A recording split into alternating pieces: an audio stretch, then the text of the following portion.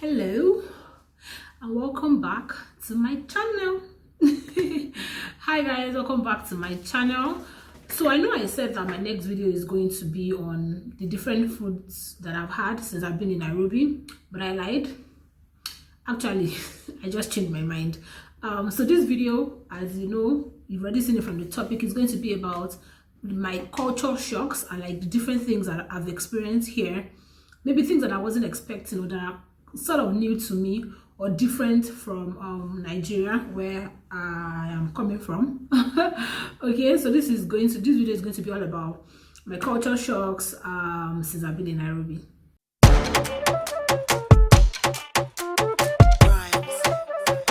Okay, the first one, of course, would be the weather. I'm coming from a more warm country. Lagos again was hot when I left, and so to come into Nairobi into a very cold, sweet weather, I love that. That's probably the first thing that or like the top of the list of things that I love about Nairobi is the weather. Is how beautiful the weather is. I've always, again, I mentioned this in a couple of videos ago, that I get warm easily, so I don't get as cold as most people would get. I don't get cold fast, and I actually even need the cold because it's not good. Like, if I don't know if anybody else feels it, but I'm sure a lot of people would.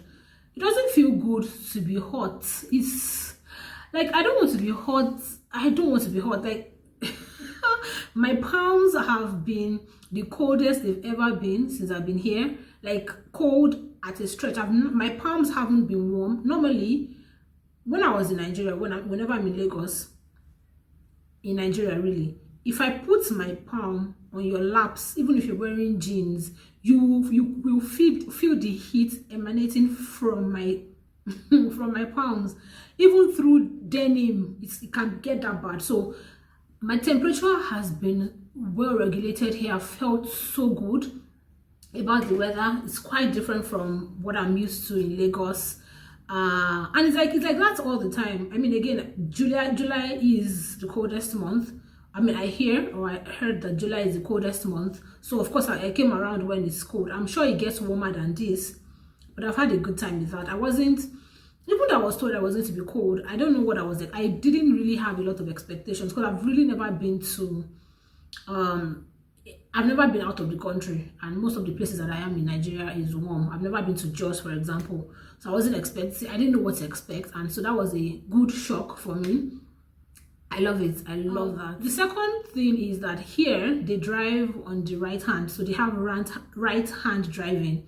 I'm coming from Nigeria that it's basically left hand driving. I have experienced right hand driving once or twice, and that was because when I was much younger. So apparently there was a time, in Nigeria we used to have right hand driving, and then that was changed to left hand. And when I was still younger, there were cars that were brought into the country that would eventually then be changed to left hand driving. But so I had experienced right hand driving once or twice. I don't know if I had ever been in a car that the driver was on the right hand. I just know that I had seen cars with right hand driving. But here they drive on the right hand. This one is a very dangerous shock because it feels like we're driving on the wrong side of the road. First of all, if you sit in the front seat, the front seat of the passenger, what is passenger front seat here is the driver's seat in Nigeria, and so that already feels like you're on the wrong side of the car. And then on the road, of course, it's also switched, and it feels like we are driving on the wrong side of the road, and it can be dangerous, especially if you want to cross, because also that means that if cars were normally, if I were to cross the road, I would expect that cars are coming from my left, but here cars would be coming from your right. And so a lot of the times I forget, and sometimes I already want to cross, and then I realize, like, either my colleague pulls me back, or it just occurs to me that, oh wait, hold on, that's like I didn't look at the correct side of the road. Even if I look right and left, I'll be more like when I'm crossing, I'll be more focused on the left to be sure that cars were not coming as I was crossing when I'm supposed to be focused on the right. So that sometimes it still feels like we're driving on the wrong side of the road, but I'm getting used to it now. Actually, I plan to start learning how to drive. So I feel like not that I feel like I'll make this decision tomorrow. I'm supposed to go to driving school tomorrow to confirm, like just to ask them questions, and I might actually enroll and I will learn how to drive here. Yeah, I feel like I already made the decision. I just need to get to the driving school to like put a stamp on it and then pay for it. Yeah, right. So to the next so they also, I mean, just still talking about cars, they have a funny plate number system, which is very weird to me. In Nigeria, your front plate number is exactly the same color. Of course, your plate number would be exactly the same, but the plate itself would be exactly the same as what you have at the back of your car. Here they have two colors, yellow at the back and white at the front. So the first time, until my colleague pointed it out to me, I thought that there were just some cars that had yellow plate numbers and other cars had white plate numbers. But here is like yellow at the back and then the plate number in front will be white. It's exactly the same number, it's just the color. I don't know why that is. Yeah, I don't know why that is. Another thing is, so I had mentioned earlier that not in the previous video, that there was a terrorist attack at the Westgate Mall here in Nairobi. A culture so I mean, this is a shock, and I was very surprised. Everywhere we go, there's like a lot more security checks than they would when I'm in Nigeria. So like nobody's opening your usual thing that they would just do is to ask you to open your boot, right, just to check what is in it. But nobody's actually opening like the passenger doors to see what's inside. Of course, I mean that's because there has been a bombing, I guess. And so they're basically just checking. So they would literally, but they are very polite about it. Every single security person that I've experienced is very polite about. They would actually tell you, "Oh, I'm going to check I'm going to open your door now. I'm going to check your car now." Very polite, and I love that. But it was just very shocking. And then when we drove into Westgate, there were actual security dogs that would sniff your car. I'm sure that they were also sniffing for bombs, but there was that also. Yeah, that's like the most security checks I've ever had to go through. And it's quite, and everybody's used to it. You have to open your doors for them to look into your car to see if you have a bomb or not, and all of that. Yeah, so that was a shock. The other thing is the greenery in the middle of the city. Like everywhere you go here has enough vegetation as they showed. In Lagos, any small space, there's already a building coming up. Like imagine in the middle of the city, like it's actual parks, trees everywhere. It's gorgeous. Oh, the air smells so good, like it's fresh. And of course, that's owing to the fact that there's vegetation around. Everywhere is green. It's so beautiful to see. And I love that. I love that so much. I mean, I'm coming from Ikorodu, where we used to have a farm. I grew up in a house where we had a farm, like an entire plot of land that was a farm. So I'm used to like that kind of, what's it called? But it was just so shocking to see that in the middle of a city, you would have that much greenery. I love it. I love it so much. Another culture shock is how everybody just assumes that you speak Swahili. I guess it's also because I'm black. Everybody speaks Swahili to you. Everybody speaks Swahili. I keep practically every time, every day, especially because I commute with Uber. Every single day I have to say, I don't speak Swahili. I don't speak Swahili. I don't speak Swahili. And then they will say, "Oh, are you Ugandan?" No, I'm not. Do I look Ugandan? I don't even know what a Ugandan looks like. And then when I tell them, no, I'm not Ugandan, then they say, "Oh, are you from Ghana or Nigeria?" I'm like, "Yeah, Nigeria."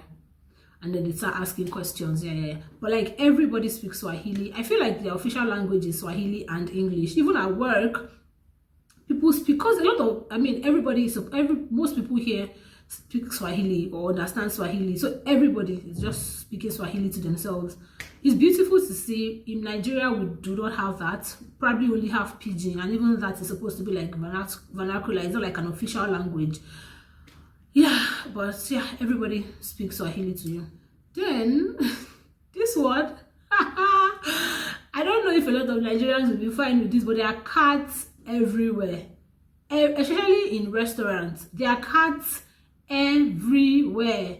Even in the 5-star hotel that we were in, during buffet, there are cats around, like 3, 4, up to about 4 cats, if not more, would always come around. And like, it's just normal. I remember also going, when I went to buy meat the other day, I just sat down and like the cats were just passing, like, and everybody just went about their day, like there's nothing. In Nigeria, cats, even people that have cats as pets, people have issues with them, let alone now seeing cats in like restaurants, farm. Where I took videos. So I remember my colleague telling me not to feed any of them, that they would always come back. The first time I fed one, my guy left me. I went to go and call like his 2 siblings or colleagues, the Lamakbe. And I told my colleague that, oh yeah, like I fed one of them, and then he went ahead to call 2 more. I wanted to say 2 more people, 2 more cats to come with him. Like, oh, somebody is feeding me. Yeah, but there was that really cute cat. I feel like I almost like to get a cat if I have to get a pet, because of course I can't have a dog as a pet as a Muslim.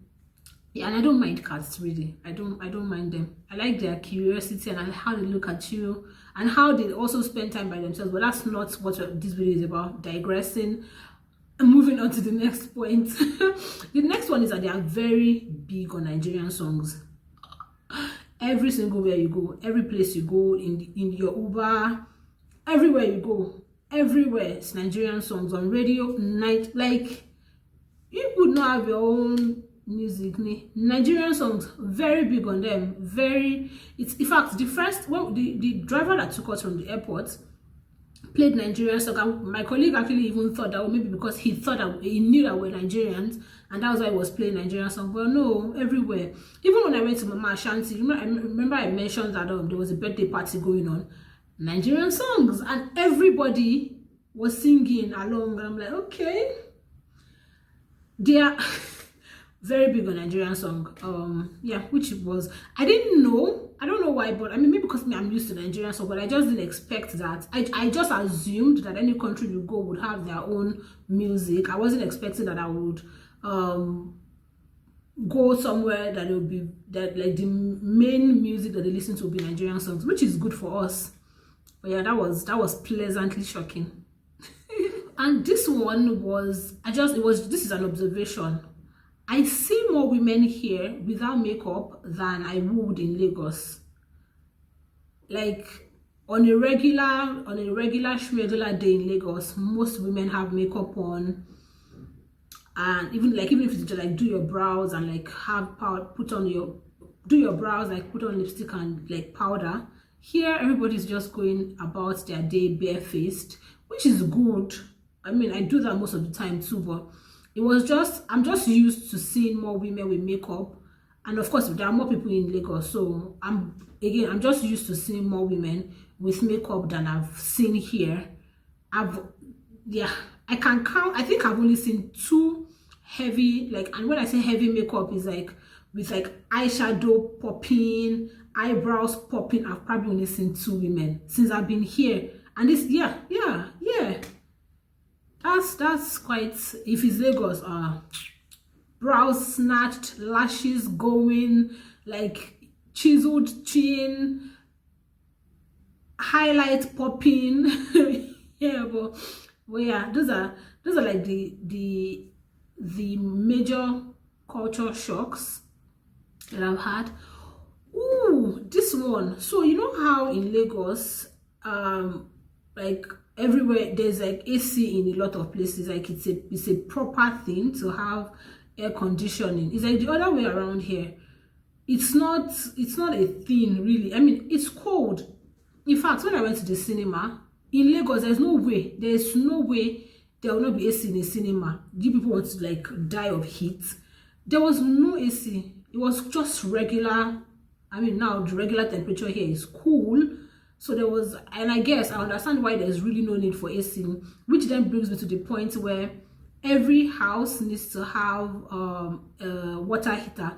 And I love what they do here. Most of their water heater, if not all, I mean, I've observed, maybe it's just part of the town that I'm in, most houses have solar powered, what's it called? You see solar panels on their roof, and those solar panels actually power their water heater, which makes sense because it's cold here. You need warm water to have your bath, if not hot water to have your bath, and it will be a lot of electricity to boil water all the time. Like, you basically need hot or warm water throughout the entire day, and it would be like that would be expending a lot of electricity if you were to not have solar power. So it makes sense that they have solar, like basically every time you see roofs, you see solar panels by water tanks. So yeah, and I think we asked someone and they said yeah that the solar panels were for water heaters, and it makes sense. It makes a lot of sense. I mean, it would make sense if we could have solar panels in Lagos just to power the house itself. But yeah, those are like that's it. This is probably going to be my shortest video in a while. Thank you for watching. Please do like, share, subscribe, and leave a comment down below. I would like to hear from you. See you in my next video.